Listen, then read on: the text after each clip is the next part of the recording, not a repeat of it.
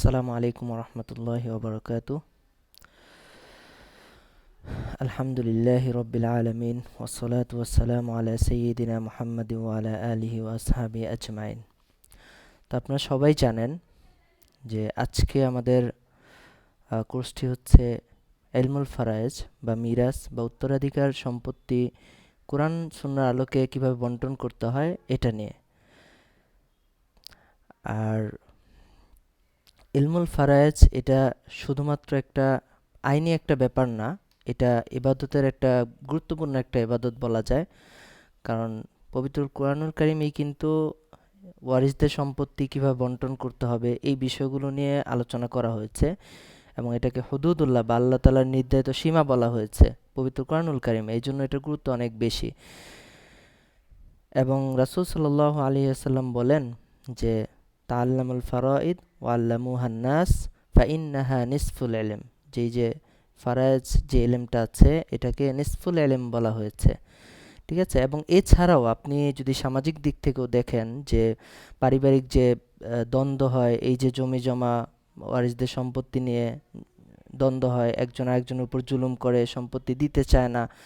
তো এই যে এই বিষয়টা, এই এলেমটা যদি সবার জানা থাকে যে সম্পত্তিগুলো কিভাবে বন্টন করতে হবে, কোরআন হাদিসে কি কি বলা হয়েছে এই বিষয়গুলা, এই বিষয়টা যদি সবার জানা থাকে তাহলে কিন্তু এই যে পারিবারিক যে দ্বন্দ্বগুলো আছে বা একজন আরেকজনের উপর জুলুম, ভাই বোনকে সম্পত্তি দিতে চায় না, অথচ পবিত্র কোরআনুল কারিমে প্রত্যেকের যে অংশটা আছে প্রত্যেকের অংশটাই কিন্তু আলাদা আলাদাভাবে সুন্দরভাবে নির্দিষ্টভাবে দিয়ে দেওয়া হয়েছে, তাই না? তাহলে কেন দ্বন্দ্ব থাকবে? তাহলে কেন একজন আরেকজনের উপর জুলুম করবে? মূলত এই এই বিষয়টা জানা নাই, এই যে ফারায়েজের বিষয়গুলো এগুলো জানা নাই, এই জন্যই মূলত এই দ্বন্দ্বগুলো হয়ে থাকে। এবং প্রত্যেকটা এলাকায় এই ফারায়েজের এলেমটা অর্জন করে, এটা হচ্ছে ফরজে কেফায়া। ফরজে কেফায়া মানে হচ্ছে একটা এলাকার ভিতরে ন্যূনতম একজন বা দুইজন এই এলেমটা জানা থাকতে হবে, এটা এরকম একটা এলেম। তাহলে আমরা শুরু করি। আজকে আমরা শুরু করার আগে একটা কথা বলি যে আপনারা নোট করার দরকার নাই। আপনারা অনেকে নোট করেন, অনেকে, এবং আমাকে ক্লাস শুরুর পূর্বেই বলেছেন যে আমি কলম খাতা নিয়ে বসবো কিনা। আমি বলে দিব আপনি কলম খাতা নিয়ে বসবেন কিনা, আমি বলে দিব। তবে আজকের ক্লাস, এবং আজকের ক্লাসটা আমাদের কিছু পরিভাষা নিয়ে আমরা জানবো, কিছু বিষয় আপনাদেরকে বাড়িতে পড়তে দিয়ে দেওয়া হবে। এবং এই যে নোটের যে বিষয়টা, আপনারা নোট করবেন না, আপনাদের নোট করার প্রয়োজন নাই। দেখেন, আমি যখন কথা বলবো আমি তো আপনাদের সাথে আধা ঘন্টা 1 ঘন্টা কথা বলবো, তাই না?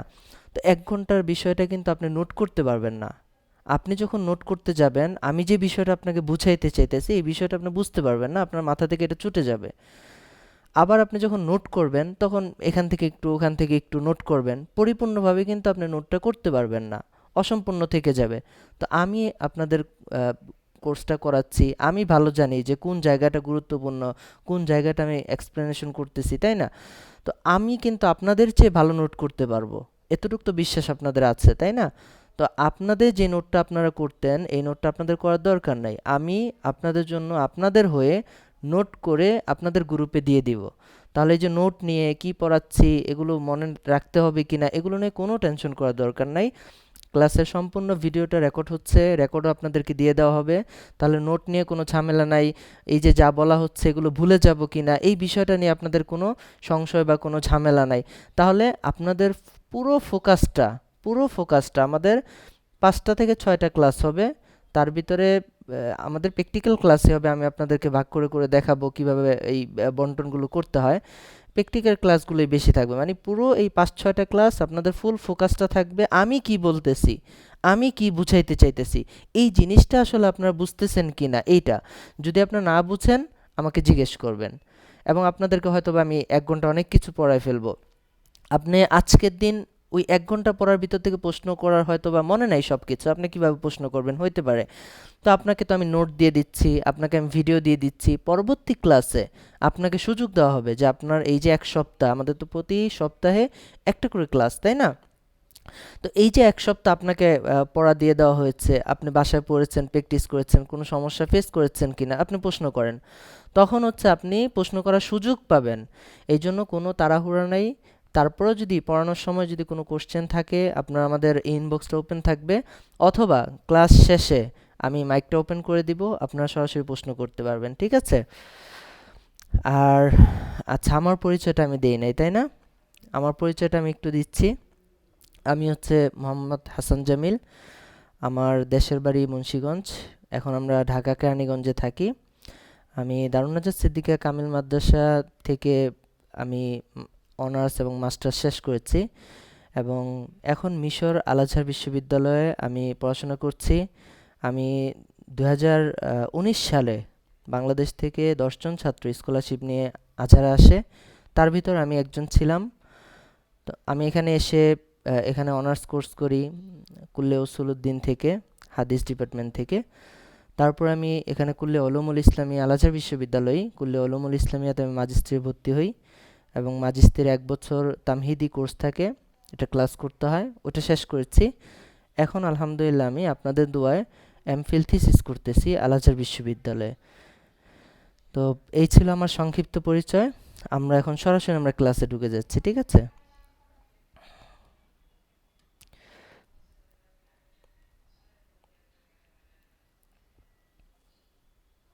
আজকে আমরা কোনো প্র্যাকটিক্যাল পড়া পড়ব না, কারণ প্র্যাকটিক্যালে যাওয়ার পূর্বে আমাদের ফারাজের কিছু পরিভাষা আপনাদের অবশ্যই জানতে হবে। তো ওই ফারাজের যে পরিভাষাগুলো আছে ওগুলো আজকে আমরা দেখব, ঠিক আছে? তো সর্বপ্রথম দেখেন আল ফারাইদ, তাই না? এটা আরবি শব্দ। ফারায়েদ মানে কি? বন্টন করা, নির্ধারণ করা। তো এখানে ফারায়েদ শব্দ দ্বারা মূলত বোঝানো হয়েছে পবিত্র কোরআনুল কারিমে আল্লাহ তাআলা কর্তৃক নির্ধারিত ওই অংশ যেগুলো উত্তরাধিকারীগণ মৃত ব্যক্তির ত্যায্য সম্পদ থেকে পায়। অর্থাৎ কেউ মারা গেছে, মারা যাওয়ার পরে উনি যে সম্পত্তি রেখে গেছেন ওটাকে বলে ত্যায্য সম্পত্তি, তারিকাতুল মাইয়িত, ঠিক আছে? তো ওই সম্পত্তিটা ওয়ারিসদের মাঝে কিভাবে বন্টন করা হবে, কে কতটুকু অংশ পাবে, এই যে বিষয়টা আছে এটাকেই বলা হয় ফারায়েদ। তাহলে ইলমুল ফারায়েদ কি? ইলমুল ফারায়েদ হচ্ছে যে এলেম অধ্যয়ন করলে শরীয়ত নির্ধারিত এই অংশগুলো সম্পর্কে জানা যায়, তাকেই বলা হয় ইলমুল ফারায়েদ, ঠিক আছে? এবার দেখেন আরেকটা পরিভাষা হচ্ছে জাউইল ফুরুদ। দেখেন এই পরিভাষাগুলো সহজ, আমি সহজে আপনাদের জন্য এখানে আনার চেষ্টা করেছি। তারপরেও যদি কেউ না বুঝেন আমাকে জিজ্ঞেস করবেন। দেখেন তারপরে পরিভাষাটা হচ্ছে জাউইল ফুরুদ বা হচ্ছে আসহাবুল ফুরুদ। অর্থাৎ এই জাউই জু এটা হচ্ছে মালিক, মানে এই যে উপরে যে আমরা বললাম যে আল্লাহ তাআলা কে কতটুকু অংশ পাবে এটা নির্ধারণ করে দিয়েছেন। তো এই যে অংশগুলো কারা পাবে, আসহাব কারা, এই উত্তরাধিকারীদেরকেই মূলত বলা হয় জাউইল ফুরুদ, ঠিক আছে? তারপর দেখেন আরেকটা বিষয় আসছে তারিকাতুল মাইয়িত। আচ্ছা, এই যে জাউইল ফুরুদ, এদেরকে জাউইল ফুরুদ বলা হয়, আসহাবুল ফুরুদ বলা হয়, ওয়ারিস বলা হয়। এই তিনটা জিনিস তাদেরকে বলা যায়। তারপর দেখেন তারিকাতুল মাইয়িত, মানে মৃত ব্যক্তি তার নিজের যে সম্পত্তিগুলো সে রেখে তারপরে মারা গেছেন ওই সম্পত্তিটাকে বলা হয় তারিকাতুল মাইয়িত। তাহলে এখানে কিন্তু আমরা দেখেন তিনটা জিনিস পাই, এটা বলা যায় যে এটা হচ্ছে রুকুন, তিনটা জিনিস। একটা হচ্ছে ফারায়েদ মানে নির্ধারিত যে অংশটা আছে পবিত্র কুরআনুল কারিমে, আরেকটা হচ্ছে জাউইল ফুরুদ মানে উত্তরাধিকারীদেরকে বলা হয় বা আসহাবুল ফুরুদ, আর আরেকটা রুকন হচ্ছে তারিকাতুল মাইয়িত, অর্থাৎ যে সম্পত্তি মৃত ব্যক্তি রেখে গেছে ওটাকে বলা হয় তারিকাতুল মাইয়িত। এবার দেখেন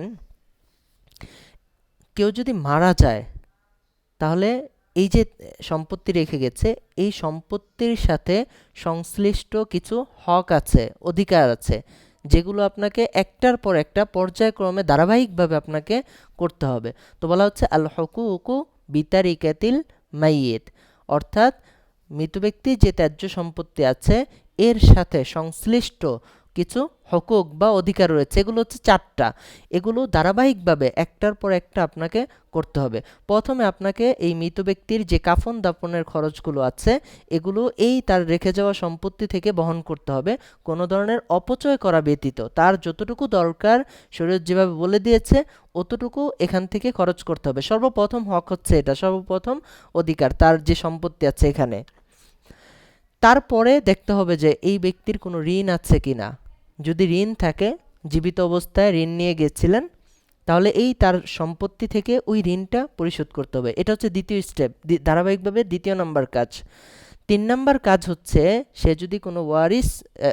যদি কোনো ওসিয়ত করে যায় যে এই কাজটা করো বা আমার সম্পত্তির এই এতটুকু অংশ তাকে দিও, এরকম যদি কোনো ওসিয়ত করে যায়, তবে ওসিয়তটা ৩ ভাগের ১ ভাগের ভিতরে কার্যকর করতে হবে। ওসিয়ত যদি করে যায় পুরা সম্পত্তি দিয়ে দিতে হবে, তাহলে কিন্তু করা যাবে না। বলা হচ্ছে যে ৩ ভাগের ১ ভাগের ভিতরে এই ওসিয়তটা কার্যকর করতে হবে, সে যেই ওসিয়ত করে গেছেন।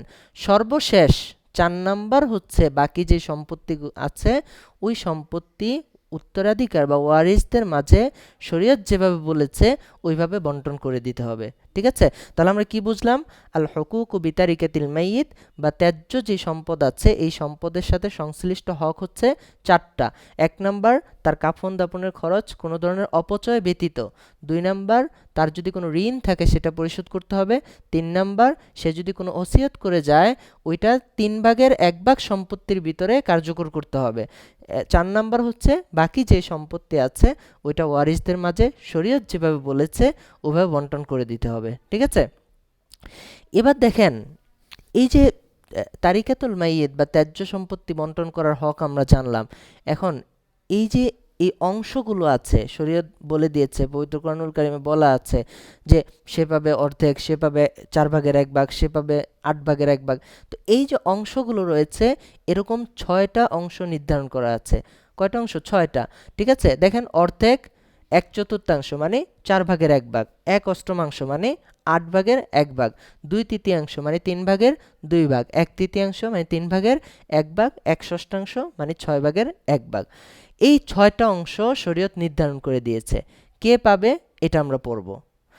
দেখেন এখানে লেখা আছে মুস্তাহিক কুহা। এই যে উপরে যে ৬টা অংশ আমরা দেখলাম, যে অর্ধেক, তারপরে হচ্ছে ৪ ভাগের ১ ভাগ, ৮ ভাগের ১ ভাগ, ৩ ভাগের ২ ভাগ, ৩ ভাগের ১ ভাগ, ৬ ভাগের ১ ভাগ, এই অংশগুলো কারা পাবে? এই ৬টা অংশের অধিকারী সংখ্যা মোট ১২ জন। তার ভিতরে ৪ জন হচ্ছে পুরুষ, ৮ জন হচ্ছে নারী, মহিলা। ঠিক আছে? দেখেন, ৪ জন পুরুষ কে কে?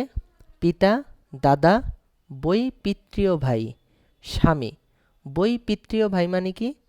মানে কারো ২ জন ভাই আছে যাদের মাতা একজন কিন্তু পিতা ২ জন, মানে ২ জনের পিতা ২ জন। অথবা একজন মারা গেছে বা কোনো তালাক হয়ে গেছে, কিন্তু মাতা একজন, মানে ২ ভাইয়ের মা একজনই, কিন্তু পিতা হচ্ছে ২ জন, ২ জনের পিতা ২ জন। এটাকে বলা হয় বৈপিত্রীয় ভাই। ঠিক আছে? তাহলে এখানে দেখেন ৪ জন পুরুষ কে কে? পিতা, দাদা, বৈপিত্রীয় ভাই, স্বামী। আর ৮ জন হচ্ছে মহিলা, স্ত্রী, কন্যা, ছেলের কন্যা, সহোদরা বোন মানে হচ্ছে আপন বোন, বৈমাতৃয় বোন। বৈমাতৃয় বোন মানে হচ্ছে ২ জন বোন যাদের মা ভিন্ন কিন্তু পিতা একজন। ঠিক আছে? বৈমাতৃয় বোন মানে মা ভিন্ন, পিতা একজন। তারপর হচ্ছে বৈপিত্রীয় বোন, মানে মা একজন, পিতা ভিন্ন, পিতা ২ জন। ঠিক আছে? তারপর হচ্ছে মাতা, আর ৮ম নাম্বার হচ্ছে দাদি বা নানি। এই যে উপরে যে ৬টা অংশ দেখলাম, এই ৬টা অংশ বা এই ৬ ধরনের অংশ বলতে পারি আমরা, তাই না? যে এই ৬ ধরনের অংশের অধিকারী যারা আছে, মুস্তাহিক যারা আছে, তারা হচ্ছেন ১২ জন, পুরুষ ৪ জন আর হচ্ছে স্ত্রী ৮ জন। এবার দেখেন আরেকটা পরিভাষা হচ্ছে মাওয়ানিউল ইরস। আপনাদেরকে আগেই বলেছি, তাই না, যে নোট করার দরকার নাই। আমি সুন্দর করে আপনাদের জন্য নোট করে রেখেছি, আপনাদের চেয়ে ভালোভাবে ওগুলো আমি আপনাদেরকে দিয়ে দিব। মাওয়ানিউল ইরস মানে, ইরস মানে তো হচ্ছে ওয়ারিসদের যে ইয়াটা আছে, ওয়ারিস। তো বলা হচ্ছে কিছু কারণ আছে যেই কারণে কাউকে ওয়ারিসদের সম্পত্তি থেকে বঞ্চিত করা হয়। মাওয়ানিউন মানে বাধা দেওয়া হয়, নিষেধ করা হয়, বঞ্চিত করা হয়। তাহলে এরকম ৪টা কারণ আছে, যেই ৪টা কারণ যদি পাওয়া যায় তাহলে তাকে ওয়ারিসের সম্পত্তি থেকে তাকে বঞ্চিত করা হয় বা বাধা দেওয়া হয়, নিষেধ করা হয়। এই ৪টা কারণ কি? আর রিক্কু, দাসত্ব। যদি কেউ দাস হয়ে থাকে তাহলে সে সম্পত্তি পাবে না। তো এখন তো দাসের প্রচলনটা নাই, তাই না? এটা তো ওই যে পূর্বের ছিল। ২ নাম্বার হচ্ছে আল কতলু, হত্যা করা। মানে ওয়ারি যিনি মৃত ব্যক্তি ছিল, মৃত ব্যক্তির ওয়ারিসদের মধ্য থেকে একজন মৃত ব্যক্তিকে হত্যা করে ফেলছে। হয়তো বা দেখা গেল যে ধরেন বাবার সম্পত্তি আছে, ছেলে সম্পত্তি দ্রুত পাওয়ার লোভে বাবাকে হত্যা করে ফেলছে, হয় না এরকম? তো এরকম যদি হয়ে থাকে তাহলে এই ছেলেকে সম্পত্তি থেকে মাহরুম করা হবে, এই ছেলেকে সম্পত্তি দেওয়া যাবে না। ঠিক আছে, অন্যায়ভাবে হত্যা এখানে মূলত বলা হয়েছে। তারপর হচ্ছে ইখতিলাফুদ্দিনাইন, যদি ধর্ম ভিন্ন হয়, মানে দুই ভাই আছে, এক ভাই হচ্ছে মুসলিম আর এক ভাই হচ্ছে আহ, কাফের, বা বাবা হচ্ছে মুসলিম, তার দুই ছেলে আছে, এক ছেলে মুসলিম আর এক ছেলে কাফের, তাহলে বাবা মুসলিম, তার যে ছেলে মুসলিম সে হচ্ছে সম্পত্তি পাবে, আর যে ছেলে কাফের সে সম্পত্তি পাবে না। ঠিক আছে, তারপরে বলা হয়েছে ইখতিলাফুদ্দারাইন, আবাসস্থলের ভিন্নতা, মানে দুইজন দুই দেশে আছে। এখানে একটা বিষয় আছে, আবাসস্থলের ভিন্নতা বা দেশ ভিন্নতা বলতে পারি আমরা। ঠিক আছে, দেশ ভিন্নতা, এখানে কিছু বিষয় আছে। দেখেন, মুসলমানদের ক্ষেত্রে এই জিনিসটা ধর্তব্য না। একজন আছে সৌদি আরব আর একজন আছে বাংলাদেশ। সৌদি আরবে যিনি আছেন উনি ওয়ারিশের সম্পত্তি পাবেন বাংলাদেশ থেকে, কারণ সারা বিশ্বের মুসলমানদেরকে একটা দ্বার বলা হয় বা একটা দেশের মতো বলা হয়, এই জন্য মুসলমানদের ক্ষেত্রে এই বিষয়টা ধর্তব্য না। হ্যাঁ, কিন্তু কাফের যদি হয়ে থাকে বা হচ্ছে দারুল হার্ব যুদ্ধ যেখানে চলতেছে সেখানে যদি হয়ে থাকে, তো তাদের ক্ষেত্রে হচ্ছে এই বিষয়টা ধর্তব্য, যে বলা হবে যে না, তারা দুইজন দুই দেশে আছে, এই জন্য সম্পত্তি এখানে পাবে না। ঠিক আছে, তারপর দেখেন গুরুত্বপূর্ণ একটা বিষয় হচ্ছে আসবা। আল আসবা, আসবাটা কি? আপনি ওয়ারিসদের সম্পত্তি বন্টন করার পরে যদি অতিরিক্ত কোনো অংশ থাকে বা অতিরিক্ত যে অংশটা আছে ওইটা একটা নির্দিষ্ট মানুষকে দিয়ে দিতে হয়, তাদেরকে বলা হয় আসবা। অর্থাৎ পবিত্র কুরআনুল কারিমে নির্দিষ্ট তো 6টা অংশ বলে দেওয়া হয়েছে, তাই না? উপরে আমরা দেখে আসলাম। তো ওই 6টা অংশ বন্টন করার পরে যে অতিরিক্ত অংশ থাকবে ওইটা আসাবা যারা তারা পেয়ে যাবে। এখন আসাবা কারা, এটা হচ্ছে আমরা দেখতে হবে। আসাবা 3 ধরনের রয়েছে, একটা হচ্ছে আসাবা বিনাফসিহি, আরেকটা হচ্ছে আসাবা বিগয়রিহি, আরেকটা আসাবা মা গয়রিহি। ঠিক আছে, আসাবা বিনাফসিহি এরা হচ্ছে যেমন মৃত ব্যক্তির সাথে আত্মীয়তার সম্পর্কের ক্ষেত্রে তাদের কোনো মহিলা মাধ্যম বা মহিলা নাই, যেমন পুত্র, পিতা, ভাই, চাচা। অর্থাৎ কেউ মারা গেছে তার পুত্র সরাসরি আসাবা, কেউ মারা গেছে তার পিতা সে আসাবা, ভাই বা চাচা। তো এই যে এই মানুষগুলো যেখানে কোনো মহিলার সূত্র নাই, মহিলার সূত্র নাই বলতে এটা একটু পরে বুঝবেন। যেমন মেয়ের এখানে আছে একটা উদাহরণ, দেখেন এই যে নিচে আছে মৃত ব্যক্তির বোন, যে কন্যার সূত্রে আসাবা হয়েছে, মৃত ব্যক্তির কন্যার সূত্রে আসাবা হয়েছে। তো এখানে এই প্রথম যেটা আছে বিনাফসি, সে নিজেই আসাবা, তার এখানে কোনো মহিলার কোনো মাধ্যম নাই।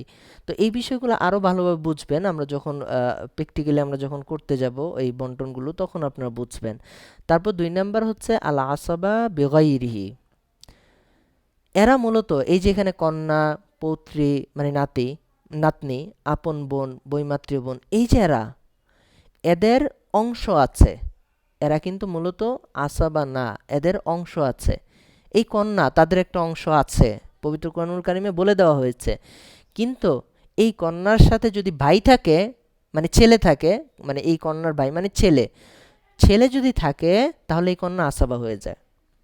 অর্থাৎ কন্যা নিজে বিনাফসিহি সে কিন্তু আসাবা না, তার একটা অংশ আছে, কিন্তু বিগয় রিহি মানে অন্যের কারণে আসাবা। অর্থাৎ যদি তার সাথে তার ভাই থাকে তাহলে তার ভাইয়ের কারণে সে আসাবা হয়ে যাবে। ঠিক আছে, তারপরেরটা দেখেন, তারপরেরটা হচ্ছে আল আসবা মা গৈরিহি।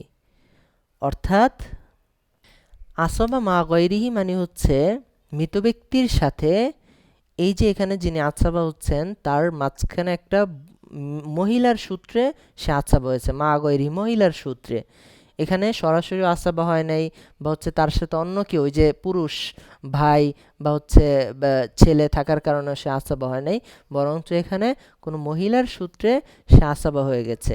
যেমন মৃত ব্যক্তির বোন, মৃত ব্যক্তির বোন আছাবা কখন হয়? মৃত ব্যক্তির যদি কন্যা থাকে, কন্যার সূত্রে সে আসাবা হয়ে যায়। ধরেন মৃত ব্যক্তির একজন কন্যা আছে, একজন বোন আছে, তখন এই কন্যা পাবে অংশ, কিন্তু এই যে মৃত ব্যক্তির যে বোন আছে, কন্যা থাকার কারণে এই বোন আসাবা হয়ে যাবে। অন্যথায় কিন্তু বোনের একটা অংশ থাকতো। এটা আমরা যখন ওই অংশগুলো পড়বো বিস্তারিত তখন আমরা বুঝবো, তখন আমরা দেখব। এখানে মূলত সহজে বুঝেন যে মৃত ব্যক্তির কন্যার একটা অংশ আছে, মৃত ব্যক্তির বোনের অংশ আছে যদি কন্যা না থাকে। এখন কন্যা যদি থাকে তাহলে মৃত ব্যক্তির যে বোন আছে উনি আসাবা হয়ে যায়, উনি আর ওনার যে অংশটা আছে ওই অংশটা পায় না, আসাবা হিসেবে যে অংশটা তার প্রাপ্য ওই অংশটা সে পাবে। এটাকে বলা হচ্ছে আল আসবা মা গৈরিহি। এখানে কারো প্রশ্ন আছে এই আসবা নিয়ে? ঠিক আছে, আবার কথা বলার সুযোগ দিব। আসাবাটা আরেকবার একটু বলি, হ্যাঁ। আসাবা হচ্ছে সহজ কথায় ওয়ারিসদের যে অংশ পবিত্র কোরআনুল কারিমে বলে দেওয়া হয়েছে, ওই অংশগুলো দেওয়ার পরে বাকি যে অংশ থাকে ওই অংশটুকু আসাবাদেরকে, মানে এক শ্রেণীর লোক আছে যাদেরকে দিতে হয়, তাদেরকে বলা হয় আসাবা। তো আসাবা কারা এটা বোঝার জন্য আমাদের বুঝতে হবে আসাবা হচ্ছে তিন ধরনের।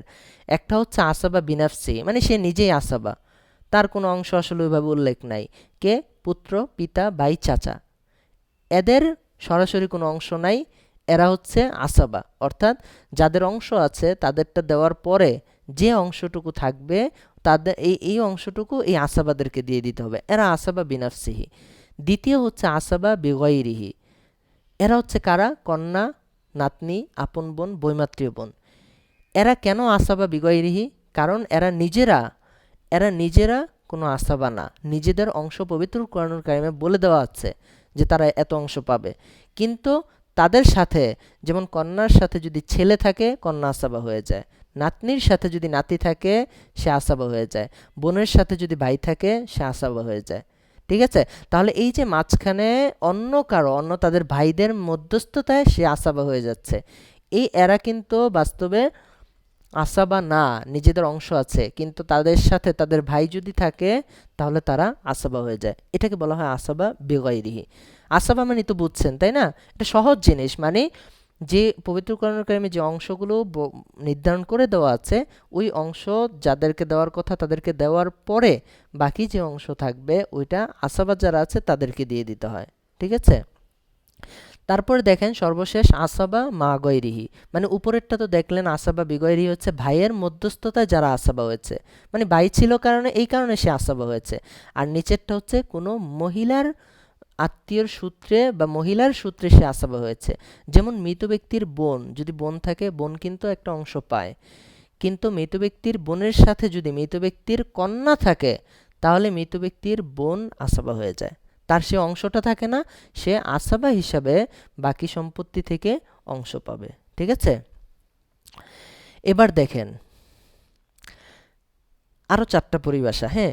আল জাদ্দুস সহিহ, আল জাদ্দুল ফাসিদ, আল জাদ্দাতুস সহিহা, আল জাদ্দাতুল ফাসিদা।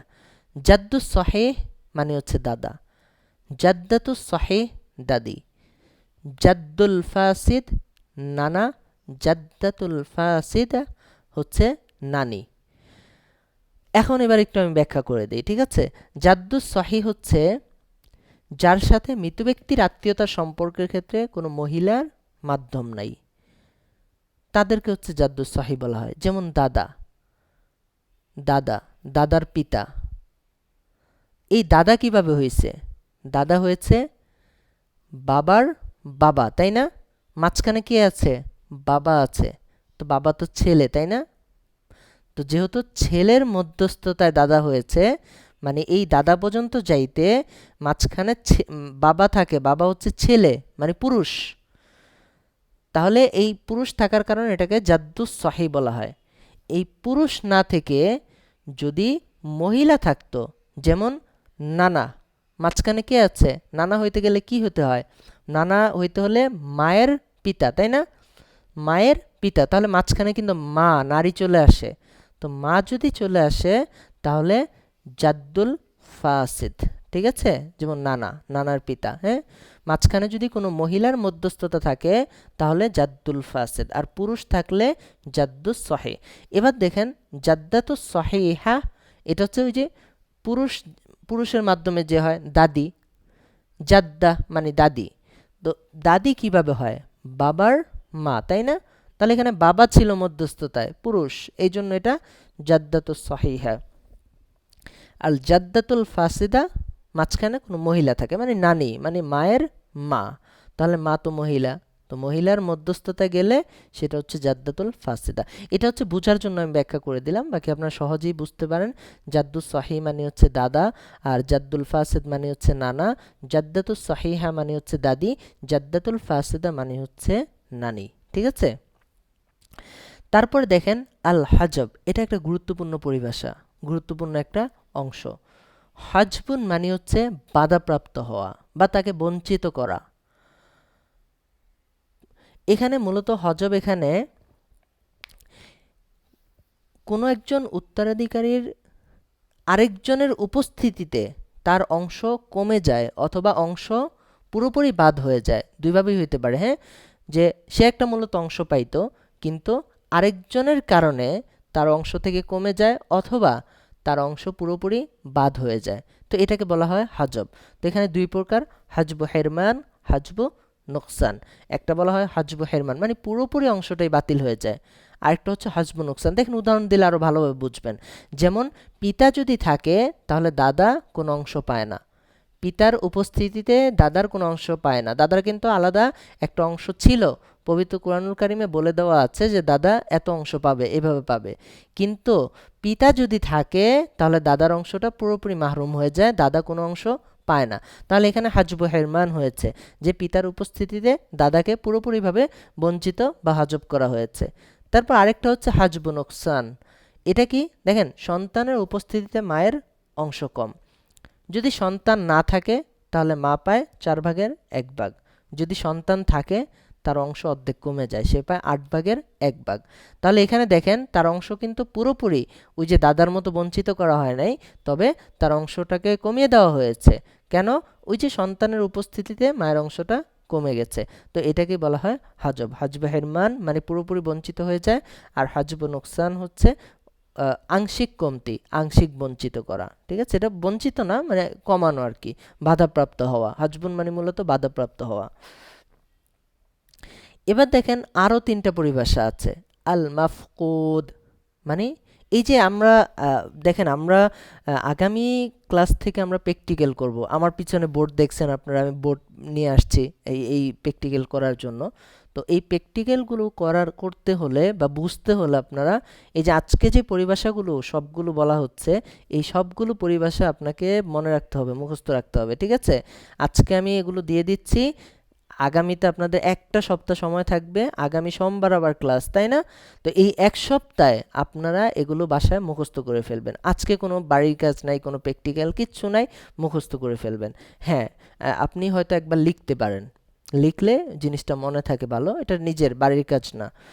তাহলে দেখেন তিনটা পরিভাষা এখানে। আল মাফকুদ মানে হচ্ছে নিখোঁজ ব্যক্তিকে মাফকুদ বলা হয়, মানে কোনো ব্যক্তি হারিয়ে গেছে তাকে, যেমন ধরেন কোনো ব্যক্তি আপনার কি বলে মালয়েশিয়া গেছে কাজের জন্য প্রবাসী হিসেবে, সে হারিয়ে গেছে, তার এখন খোঁজ পাওয়া যাচ্ছে না, এরকম ব্যক্তিকে বলা হয় মাফকুদ। ঠিক আছে? এই ধরনের ব্যক্তিকে আপনি সম্পদ নির্দিষ্ট একটা সময় পর্যন্ত, ধরেন একজনের বয়স হচ্ছে এখন 60 বছর বয়স, তো এই ধরনের ব্যক্তি তার সমবয়সী যারা আছে, তার বন্ধু যারা আছে বা তার সমবয়সী, তারা যদি মারা যায় তাহলে বলা হবে এই ব্যক্তিও মারা গেছে এই সময় পর্যন্ত। আপনাকে বুঝতে হবে যে তার যারা সমপর্যায়ের তারা কি বেঁচে আছে নাকি মারা গেছে। যদি মারা যায় তাহলে তাদের উপর ভিত্তি করে আপনি বলে দিতে পারবেন যে হ্যাঁ, সে হচ্ছে মারা গেছে, তাহলে সে আর সম্পত্তি পাবে না, তার সম্পত্তি বাকি ওয়ারিশরা ভাগ করে নিয়ে যাবে। এটা হচ্ছে এই হুকুম। আরেকটা হতে পারে যে না, সে এখনো ছোট, তার 18 বছর হয়েছে, তো এই ধরনের 18 বছরে তো তার সম পর্যায়ের যারা আছে তারা এখনো দুনিয়াতে আছে, তাই না? তো তাদেরকে সরাসরি মৃত্যু বলা হবে না। হ্যাঁ, তবে তাদের সম্পত্তিটা বন্টন করা হবে না, এটা স্থগিত রাখতে হবে যে হ্যাঁ, তাকে যদি কখনো পাওয়া যায় তাহলে হচ্ছে তার সম্পত্তিটা তাকে দিয়ে দেওয়া হবে। এইভাবে হচ্ছে এটার হুকুম। তারপরে দ্বিতীয় শব্দটা আছে দেখেন আল মুরতাদ। মুরতাদ কি জানেন না? মানে কোনো একজন মুসলিম ইসলাম ধর্ম গ্রহণ করছে, করে পরবর্তীতে আবার ইসলাম পরিত্যাগ করছে এবং আর তওবা করে নাই, এরা হচ্ছে মুরতাদ।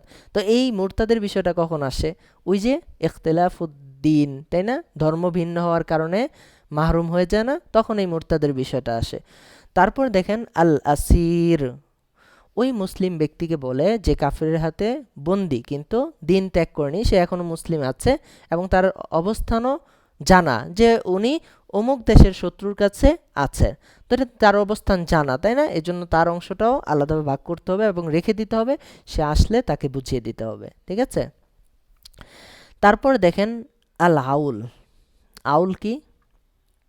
ধরেন সম্পত্তি বন্টন করবে, ধরেন সম্পত্তির মোট অংশ হচ্ছে 6টা, বা ধরেন মোট জমি হচ্ছে 6 কাঠা, এটাই মৃত ব্যক্তির সম্পত্তি। এখন ভাগ করতে গিয়ে দেখলেন, মানে 6টা অংশ তো, ভাগ করতে গিয়ে দেখলেন 7 হয়ে যায়। স্বামী 3 পায়, আপন বোন 2জন আছে 4 পায়, তাহলে 3 আর 4 7 হয়ে যায়, কিন্তু অংশ তো 6টা। এখন কি করবেন? লাগছে না ঝামেলা? এই ঝামেলাটা ছুটানোর জন্যই একটা কি বলে প্রক্রিয়া করতে হয় বা একটা কাজ করতে হয়, যেটাকে বলা হয় আল আউল বা আউল। ওইটা আমরা যখন বিস্তারিত করব প্র্যাকটিক্যাল, তখন আমরা বুঝে নেব, আপাতত এতটুকু বুঝছেন। তারপর দেখেন তাসহিহ। তাসহিহটা কি? ধরেন বোন আছে 5 জন, 5 জনে মিলে অংশ পাইছে 2টা বা 7টা। দেখেন আপনি 5 জনের ভিতরে 7 অংশ কিভাবে ভাগ করে দিবেন? এক এক এক করে তো দিয়ে দিলেন, তারপরে 2 অংশ থেকে গেল, তাই না? ওই 2 অংশ কিভাবে দিবেন? ফারাজের নিয়ম হচ্ছে দশমিকভাবে দেওয়া যায় না, যে তাকে আমি 1.5 দিব, 5 অংশ মানে 1.5 অংশ দিব, তাকে আমি 2.5 অংশ দিব, না, এটা হবে না। ফারাজের কথা হচ্ছে পূর্ণ সংখ্যায় এই কাজগুলো করতে হবে। তাকে আমি 2 অংশ দিব, তাকে 5 অংশ দিব, সে 3 অংশ পাবে, এইভাবে পূর্ণ সংখ্যায় করতে হয়। তো এই যে 5 বোন যদি 2 অংশ পায় বা 7 অংশ পায়, এখানে একটা ভগ্নাংশ তৈরি হয়ে যায়। এই ভগ্নাংশটারে একটা প্রক্রিয়ায় এটা দূর করা যায়, যেই প্রক্রিয়াটার নাম হচ্ছে তাসহিহ, ঠিক আছে? তারপর দেখেন আর রদ। রদ হচ্ছে আপনি সম্পদ বন্টন করার পরে আসাবা যে আছে, আমরা আগে বলেছিলাম কি যে নির্ধারিত অংশগুলো দেওয়ার পরে যে অতিরিক্ত অংশটা থাকবে ওইটা আসাবাদেরকে দিয়ে দিতে হবে। এখন আসাবা নাই, তাহলে অতিরিক্ত অংশ কোথায় যাবে? ওই অতিরিক্ত অংশটাকে পুনরায় ওয়ারিসদের ভিতরে বন্টন করে দেওয়ার যে প্রক্রিয়া, তাকে বলা হয় রদ, ঠিক আছে? এবার দেখেন আরো 2টা পরিভাষা আছে, আদাদুর রুউস আর একটা হচ্ছে আদাদুস সিহাম। আদাদ মানে সংখ্যা, রুউস মানে হচ্ছে মাথা, মানে মাথা মানে ওয়ারিশ, একজন ওয়ারিশ হচ্ছে এক একটা মাথা। তাহলে ধরেন 3জন ওয়ারিশ আছে, এটা আদাদুর রুউস, ওয়ারিশদের সংখ্যাকে আদাদুর রুউস বলা হয়। যদি বলি মারা গেছে 7 জনকে রেখে গেছে, আদাদুর রুউস কত? 7। ওয়ারিশ আছে 6 জন, আদাদুর রুউস কত? 6। দ্বিতীয় পরিভাষাটা হচ্ছে আদাদুস সিহাম, মানে প্রাপ্ত যে অংশটা আছে ওটাকে আদাদুস সিহাম বলা হয়, যে সে 3 অংশ পেয়েছে, সে 4 অংশ পেয়েছে, এই যে কত অংশ পাইলো এটাকে বলা হয় আদাদুস সিহাম, ঠিক আছে? সর্বশেষ হচ্ছে আল মুনাসাখা। মুনাসাখা কি? একটা পূর্ণাঙ্গ বন্টন প্রক্রিয়া। ধরেন একটা পর্যায়, আমার মনে করেন আমার দাদার দাদার যে পর্যায়টা আছে তারা মারা গেল, তার সম্পত্তি বন্টন করতে যে ওখানে আরেকজন মারা গেছে, তার সম্পত্তি বন্টন করতে যে ওখানে আরেকজন মারা গেছে, এই যে 3টা স্তরে, 4টা স্তরে, 2টা স্তরে, এক এক ধাপে ধাপে মাঝখান থেকে বন্টন করার সময় মাঝখান থেকে একজন মারা গেল, এই তাদেরকে অ্যাডজাস্ট করে পরিপূর্ণভাবে যে বন্টন প্রক্রিয়া আছে, মানে ফারায়েজের যে ফাইনাল স্টেপ আছে, ওইটাকেই বলা হয় আল মুনাসাখা, ঠিক আছে? আজকে এই পরিভাষাগুলো এই পর্যন্তই। এই কিছু পরিভাষা ছিল, আমি তো আপনাদের বোঝানোর জন্য এখানে স্লাইড করেছি, কিন্তু এটা আমি একটা শীটের ভিতরে করা আছে। এই যে এই শীটটা আমি আপনাদেরকে দিয়ে দিব, শীটটা মাত্র 2 পৃষ্ঠা, আপনার পড়তে কোনো কষ্ট হবে না। এখানে স্লাইড ছিল অনেকগুলো, তাই না? 20-25টা হবে, কিন্তু এখানে শীট মাত্র 2 পৃষ্ঠা। আমি শীটটা আপনাদেরকে দিয়ে দিব, ঠিক আছে? স্লাইডটাও দিয়ে দিব, যার যেভাবে সুবিধা ওভাবে আপনারা পড়ে ফেলবেন। তার নোট করার দরকার আছে? নোট করার কোনো দরকার নাই, হ্যাঁ? তারপরে সর্বশেষ পড়াটা আমি দিয়ে দিচ্ছি। এই যে আমরা উপরে পড়লাম না যে 6টা অংশ নির্ধারণ করে দেওয়া আছে, তারপর আমরা পড়লাম যে 12 ধরনের ওয়ারিসদের ভিতরে এই 6টা অংশ ভাগ করে দেওয়া হবে। এখন কথা হলো 12 ধরনের ওয়ারিস কে কোন সময় কত অংশ পাবে এটা আমাদের জানা দরকার। তো এটার জন্য সিরাজি বই অনেক বড় লেখা আছে। তো এই সব কিছুতে না যেয়ে আমরা কিতাবটা না করে আপনাদের জন্য সুন্দর একটা শীট করা আছে 1 পৃষ্ঠার ভিতরে। এই শীটটা মুখস্থ করে ফেলতে হবে। মানে এই শীটটা যেন আপনার সামনে আয়নার মতো থাকে, আপনি যখন বন্টন করতে যাবেন এটা যেন আপনার মুখস্থ থাকে। আগামী 1 সপ্তাহ সময় আপনার পরিভাষাগুলো মুখস্থ রাখতে হবে এবং এই শীটটা আপনার মুখস্থ করবেন পরিভাষাগুলো। আর এই শীটটা যদি আপনি মুখস্থ করতে পারেন, আমি কথা দিচ্ছি আপনাকে ফারাইজ নিয়ে আর কোনো চিন্তা করতে হবে না। বাকি ক্লাসে আর কঠিন কিছুই নেই। সবচেয়ে কঠিন জিনিস এইটা, আজকের যে পড়াটা আছে এই পড়াটা মুখস্থ করা। এর চেয়ে কঠিন ফারাইজে আর কিচ্ছু নাই। তাহলে প্রথম দিনে আমরা কঠিন পড়াটা পড়ে ফেললাম, আগামী ক্লাসগুলো সহজ হয়ে যাবে। ঠিক আছে, আগামী ক্লাসগুলো পানির মতো সহজ, ওখানে তেমন কিছুই নাই। কিন্তু কিন্তু যারা আজকের পড়াটা পড়বেন না তাদের জন্য আগামী কোনো ক্লাস আপনারা বুঝবেন না, কোনো ক্লাস বুঝবেন না, সব কিছু মাথার উপরে দিয়ে যাবে। ঠিক আছে, তাহলে দুইটা অবস্থা বলেছি। যারা আজকের পড়া বুঝবেন আগামী ক্লাসগুলো তাদের জন্য পানির মতো সহজ, আর আজকের ক্লাসটা যারা মুখস্থ না করবেন তারা সামনের ক্লাসগুলো বুঝবেন না, আপনাদের জন্য অনেক কঠিন হয়ে যাবে। ঠিক আছে, দেখেন এটা একটু বুঝাই দেই। হ্যাঁ, আমাদের এখানে আজান দিয়ে দিয়েছে, আপনাদেরকে 5 মিনিট একটু বুঝাই দিয়ে আমি ক্লাসটা শেষ করে দিব। দেখেন, ওয়ারিস, প্রথম ওয়ারিস পিতা। হ্যাঁ, এই যে 12 জনের কথা বলা হচ্ছে না, পিতা, দাদা, বৈপিত্র, ভাই, বোন। আচ্ছা, এখানে 2 জন একসাথে করে দেওয়া হয়েছে, তাই না? কারণ ভাই, বৈপিত্র, ভাই বোনের অংশগুলো সেম। তো এখানে মোট আছে 11 জন, আর এই যে ভাই বোন বৈপিত্র তাদেরকে একসাথে করে দেওয়া হয়েছে। তাহলে প্রথম ওয়ারিস পিতা। পিতা দেখেন 6-এর 1 পাবে কখন? যদি ছেলে থাকে, যদি ছেলে থাকে। ঠিক আছে, ছেলে কার ছেলে? এই পিতার ছেলে না, মৃত ব্যক্তির যদি ছেলে থাকে তাহলে পিতা, মৃত ব্যক্তির পিতা 6/1 পাবে। মৃত ব্যক্তির যদি মেয়ে থাকে পিতা পাবে 6/1 প্লাস আসাবা, মানে 6-এর 1 প্রথমে নিয়ে যাবে, তারপরে সবাইকে সবার অংশ দেওয়ার পরে যে অংশটা থাকবে ওই অংশটা আসাবা হিসাবে একটা অংশ পিতা পাবে। তারপর ছেলে মেয়ে যদি কেউ না থাকে আসাবা পাবে। ঠিক আছে, ছেলে মেয়ে উভয় যদি থাকে তাহলে ছেলের হিসাবে 6-এর 1 পাবে। ঠিক আছে, তারপর দাদা, ছেলে থাকলে দাদার অংশ কিন্তু পিতার মতোই। এই যে দেখেন 6-এর 1 6-এর 1, ছেলে থাকলে 6-এর 1 প্লাস আসাবা, মেয়ে থাকলে, তাই না? সেম, একটা বাড়তি। কোনটা বাড়তি? ওই যে পড়ার সময় তো বলে আসছি যে পিতা যদি থাকে দাদা কি মাহরুম, দাদা বঞ্চিত, দাদাকে কোনো অংশ দেওয়া হয় না, এই অংশটা অতিরিক্ত আসছে এখানে।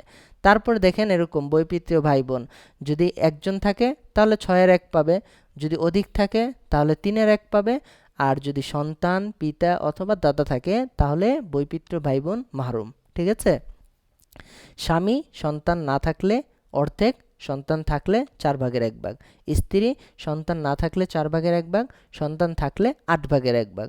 কন্যা যদি একজন থাকে অর্ধেক, যদি অধিক থাকে 3/2, আর যদি ভাই থাকে মানে কন্যার এই কন্যার ভাই মানে মৃত ব্যক্তির ছেলে তাহলে আসাবা।